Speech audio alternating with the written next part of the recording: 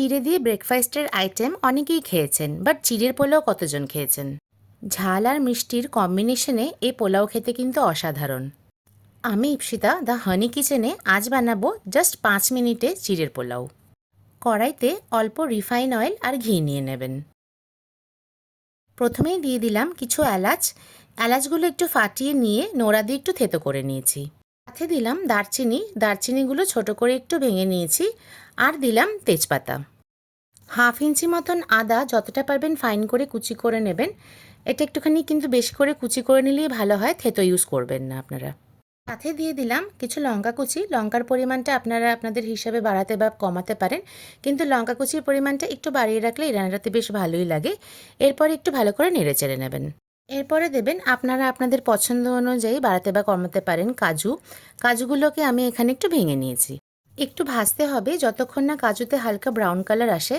কাজু যাতে কালচে না হয়ে যায় সেদিকে একটু খেয়াল রাখতে হবে। কাজু কালচে হয়ে গেলেই কিন্তু তেতো হয়ে যাবে। এখন দিয়ে দিলাম জল, 1/2 কাপ মতন জল দিলাম। জলটা একটু ফুটলেই দিয়ে দেবেন 2 টিস্পুন মতন চিনি। আপনারা ব্রাউন সুগারও এখানে ইউজ করতে পারেন। সাথে দিলাম সামান্য নুন, যাতে চিনির ব্যালেন্সটা হয়। এখন কিন্তু জলটা ভালো করে ফোটাতে হবে যতক্ষণ না পর্যন্ত চিনিটা সম্পূর্ণ গলে যায়। 1 কাপ মতন চিড়ে নিয়ে নিয়েছি।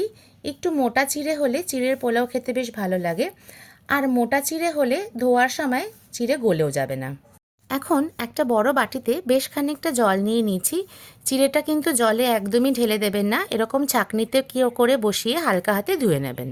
ডাইরেক্ট জলে চিড়ে দিলে পরে কিন্তু চিড়ে হঠাৎ করে নরম হয়ে যেতে পারে, তখন চিড়ের পোলাওয়ের জায়গায় কিন্তু চিড়ের খিচুড়ি হয়ে যাবে।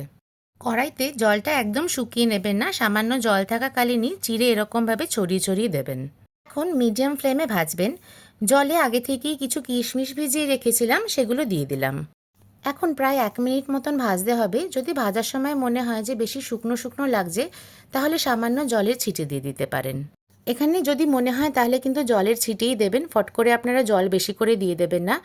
আর যদি মনে হয় যে চিড়ে এখনও শক্ত আছে, তাহলে একদম লো ফ্লেম করে ঢাকা দিয়ে দেবেন।